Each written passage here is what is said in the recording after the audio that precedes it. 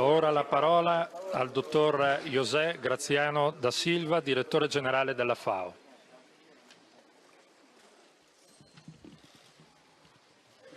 Su Santidad, Papa Francisco, es para mí un gran honor darle la bienvenida a nuestra casa y poder decirle que estamos muy agradecidos que su primera visita a la FAO para traer su palabra a esa segunda conferencia internacional de nutrición. El hambre, la malnutrición y la desigualdad son una realidad que no corresponde transformar en una historia del pasado. Su Santidad nos habló sobre esos temas en junio de 2013, cuando recibió en la Santa Sede a los participantes de la conferencia de la FAO.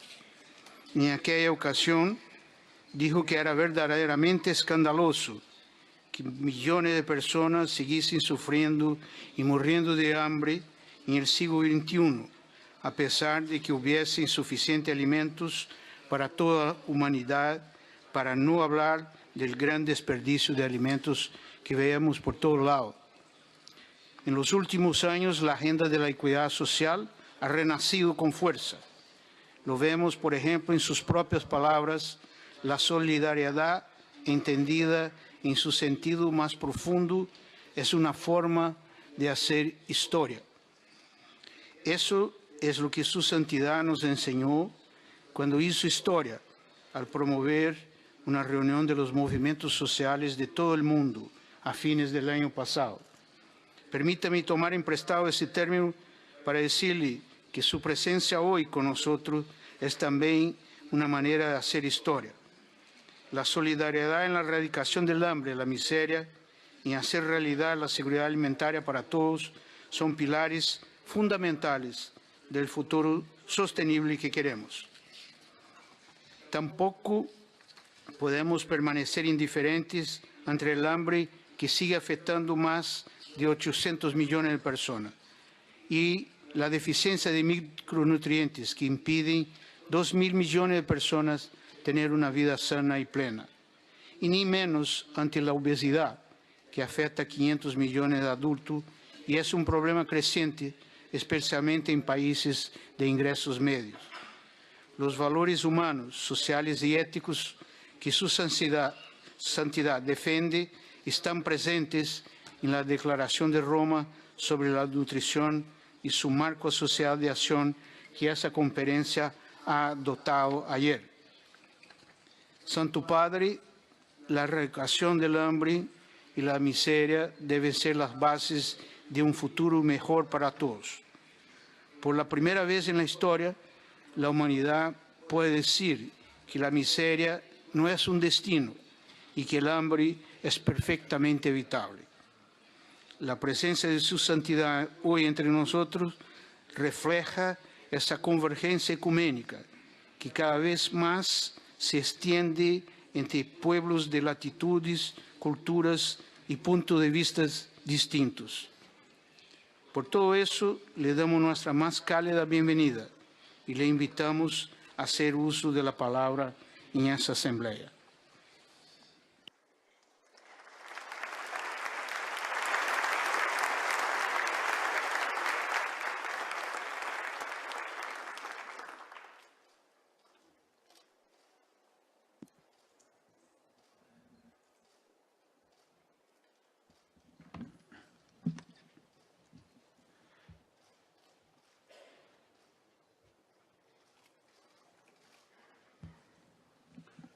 Señor presidente, señoras, señores, con sentido de respeto y aprecio, me presento hoy aquí en la segunda conferencia internacional sobre nutrición. Le agradezco, señor presidente, la calurosa acogida, las palabras de bienvenida.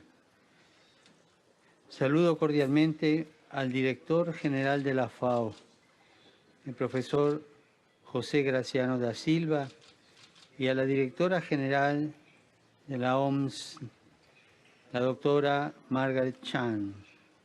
Y me alegra su decisión de reunir en esta conferencia a representantes de estados, instituciones internacionales, organizaciones de la sociedad civil del mundo, de la agricultura y del sector privado, con el fin de estudiar juntos las formas de intervención para asegurar la nutrición, así como los cambios necesarios que se han de aportar a las estrategias actuales. La total unidad de propósitos y de obras, pero sobre todo el espíritu de hermandad, pueden ser decisivos para soluciones adecuadas. La Iglesia, como ustedes saben, siempre trata de estar atenta y solícita respecto a todo lo que se refiere al bienestar espiritual y material de las personas, ante todo de los que viven marginados y son excluidos, para que se garanticen su seguridad y su dignidad. Los destinos de cada nación están más que nunca enlazados entre sí, al igual que los miembros de una misma familia que dependen unos de los otros. Pero vivimos en una época en la que las relaciones entre las naciones están demasiado a menudo dañadas por la sospecha recíproca, que a veces se convierte en formas de agresión bélica y económica, socava la amistad entre hermanos y rechaza o descarta al que ya está excluido. Lo sabe bien quien carece del pan cotidiano y de un trabajo decente. Este es el cuadro del mundo en el que se han de reconocer los límites de planteamientos basados en la soberanía de cada uno de los estados, entendida como absoluta, y en los intereses nacionales condicionados frecuentemente por reducidos grupos de poder. Lo explica bien la lectura de la agenda de trabajo de ustedes para elaborar nuevas formas y mayores compromisos para nutrir al mundo. En esta perspectiva, espero que en la formulación de dichos compromisos los Estados se inspiren en la convicción de que el derecho a la alimentación solo quedará garantizado si nos preocupamos por su sujeto real, es decir, la persona que sufre los efectos del hambre y la desnutrición, el sujeto real. Hoy día se habla mucho de derechos, olvidando con frecuencia los deberes. Tal vez nos hemos preocupado demasiado poco de los que pasan hambre. Duele constatar, además, que la lucha contra el hambre y la desnutrición se ve obstaculizada por la prioridad del mercado y por la preeminencia de la ganancia, que han reducido los alimentos a una mercancía cualquiera, sujeta a especulación, incluso financiera.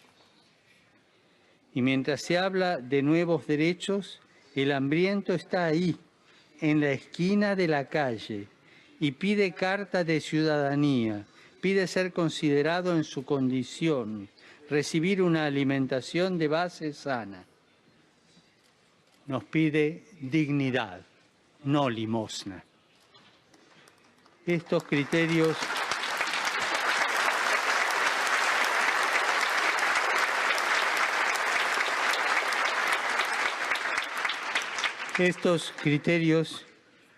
no pueden permanecer en el limbo de la teoría. Las personas y los pueblos exigen que se ponga en práctica la justicia, no solo la justicia legal, sino también la contributiva y la distributiva.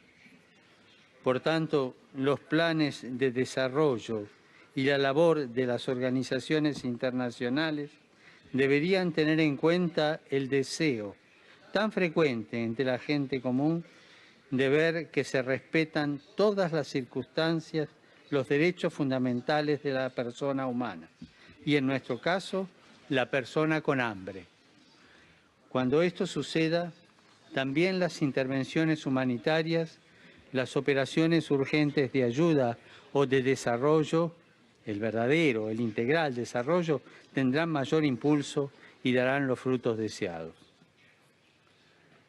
El interés por la producción, la disponibilidad de alimentos y el acceso a ellos, el cambio climático, el comercio agrícola, deben ciertamente inspirar las reglas y las medidas técnicas. Pero la primera preocupación debe ser la persona misma, aquellos que carecen del alimento diario y han dejado de pensar en la vida, en las relaciones familiares y sociales, y luchan solo por la supervivencia.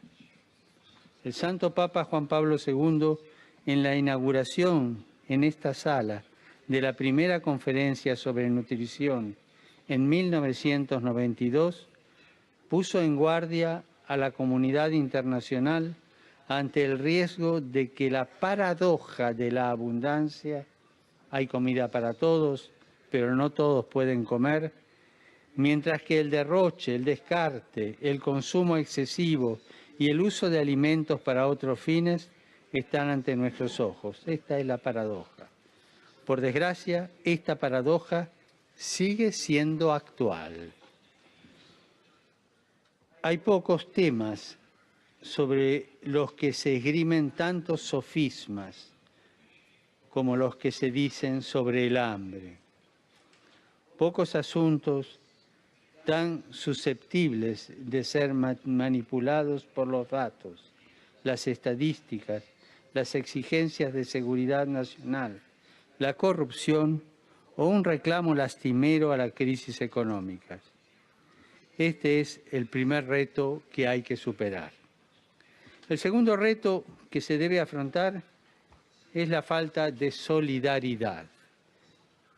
Una palabra que tenemos la sospecha que inconscientemente la queremos sacar del diccionario.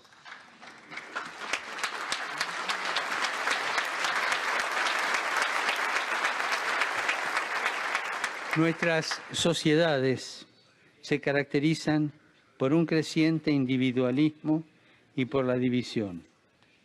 Esto termina privando a los más débiles de una vida digna y provocando revueltas contra las instituciones. Cuando falta la solidaridad en un país, se resiente todo el mundo. En efecto, la solidaridad es la actitud que hace a las personas capaces de salir al encuentro del otro y fundar sus relaciones mutuas en ese sentimiento de hermandad que va más allá de las diferencias y los límites e impulsa a buscar juntos el bien común. Los seres humanos, en la medida en que toman conciencia de ser parte responsable del designio de la creación, se hacen capaces de respetarse recíprocamente en lugar de combatir entre sí, dañando y empobreciendo el planeta. También a los estados, concebidos como una comunidad de personas y de pueblos, se les pide que actúen de común acuerdo, que estén dispuestos a ayudarse unos a otros mediante los principios y normas que el derecho internacional pone a su disposición. Una fuente inagotable de inspiración es la ley natural, inscrita en el corazón humano, que habla un lenguaje que todos pueden entender. Amor, justicia, paz, elementos inseparables entre sí. Como las personas, también los estados y las instituciones internacionales están llamados a acoger y cultivar estos valores. Amor, justicia, paz. Y hacerlo en un espíritu de diálogo y de escucha recíproca. De este modo, el objetivo de nutrir a la familia humana se hace factible. Cada mujer, hombre, niño, anciano, debe poder contar en todas partes con estas garantías. Y es deber de todo Estado atento al bienestar de sus ciudadanos, suscribirlas sin reservas y preocuparse de su aplicación. Esto requiere perseverancia y apoyo. La Iglesia Católica trata de ofrecer también en este campo su propia contribución mediante una atención constante a la vida de los pobres, de los necesitados en todas partes del planeta. En esta misma línea se mueve la implicación activa de la Santa Sede en organizaciones internacionales y con sus múltiples documentos y declaraciones. Se pretende de este modo contribuir a identificar y asumir los criterios que debe cumplir el desarrollo de un sistema internacional ecuánime. Son criterios que en el plano ético se basan en pilares como la verdad, la libertad, la justicia, la solidaridad. Al mismo tiempo, en el campo jurídico, estos mismos criterios incluyen la relación entre el derecho a la alimentación y el derecho a la vida y a una existencia digna, el derecho a ser protegidos por la ley, no siempre cercana a la realidad de quien pasa hambre, y la obligación moral de compartir la riqueza económica del mundo. Si se cree en el principio de la unidad de la familia humana, fundado en la paternidad de Dios Creador y en la hermandad de los seres humanos, ninguna forma de presión política o económica que se sirva de la disponibilidad de alimentos pueda ser aceptable. Presión política y económica. Y aquí pienso a nuestra hermana y madre tierra, al planeta. Si somos libres de presiones políticas y económicas para cuidarlo, para evitar que se autodestruya. Tenemos delante Perú y Francia, dos conferencias que nos desafían. Cuidar el planeta. Recuerdo una frase que escuché de un anciano hace muchos años. Dios siempre perdona las ofensas, los maltratos. Dios siempre perdona. Los hombres perdonamos a veces. La tierra no perdona nunca.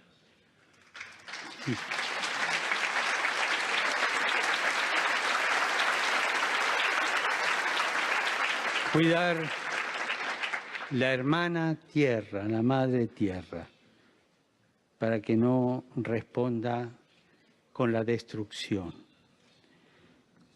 Por encima de todo, ningún sistema de discriminación de hecho de derecho vinculado a la capacidad de acceso al mercado de los alimentos debe ser tomado como modelo de las actuaciones internacionales que se proponen para eliminar el hambre. Al compartir estas reflexiones con ustedes, pido al Todopoderoso, al Dios rico en misericordia, que bendiga a todos con diferentes responsabilidades, se ponen al servicio de los que pasan hambre y saben atenderlos con gestos concretos de cercanía. Ruego también para que la comunidad internacional sepa escuchar el llamado de esta conferencia y lo considere una expresión de la común conciencia de la humanidad. Dar de comer a los hambrientos para salvar la vida en el planeta. Muchas gracias.